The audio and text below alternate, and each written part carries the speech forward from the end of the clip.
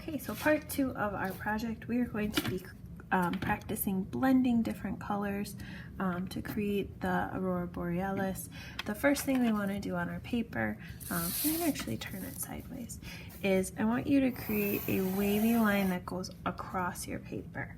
This is going to be our guide for coloring so that we have sort of the movement or wave that you see when you look at the Aurora Borealis or the Northern Lights.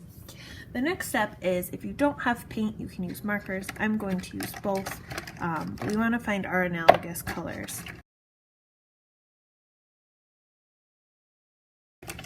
that are commonly seen in the Aurora Borealis, although it can be rainbows as well. So I'm going to go ahead and get my purples, my blues, my greens. Sometimes there's a teeny hint of pink. I'm going to put that to the side though. I'm going to focus on my blues, purples, and greens. And I'm going to start with the color that's in the middle, which is blue. So you can pick which color you want. If you have 2 blues, you can pick light or dark. I'm going to pick light, and I'm going to use my marker to color along that wavy line that I already drew. You do want to keep your marker lines close together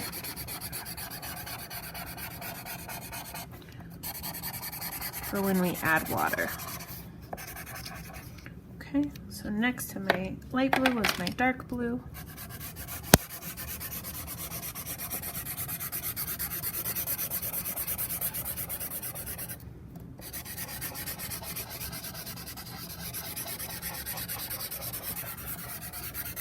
And your lines can be kind of messy because we're going to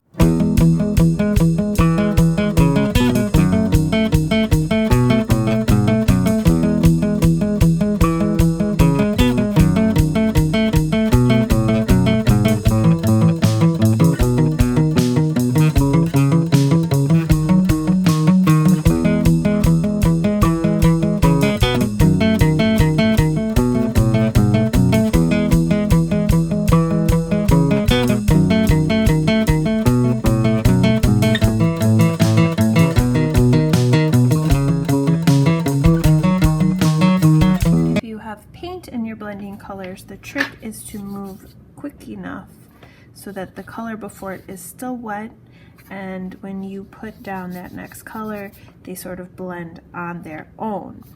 If you have to take a break or you're not able to work fast enough and your paint dries, you can also dip your brush in water, go back between the colors, add some water, and that will encourage blending of those 2 colors.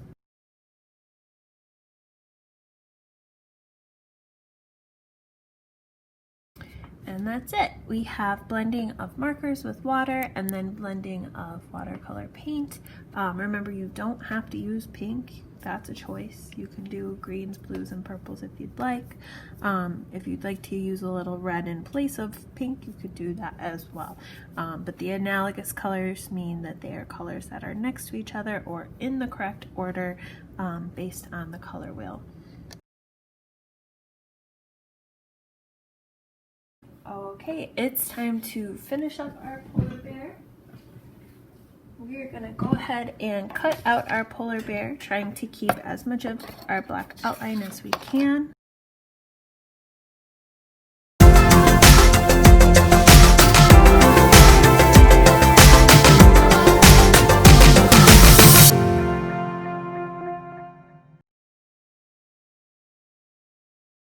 So the next thing we're going to do is we want to collage our polar bear into our Aurora Borealis picture. So you can move your polar bear around and see which place you think. Do you want him on the side? Do you want him in the middle? The one thing we want to make sure is that the bottom of his body is at the edge of our paper when we glue him. That way it doesn't look like he's floating in our picture. We want him grounded or at the bottom of our picture.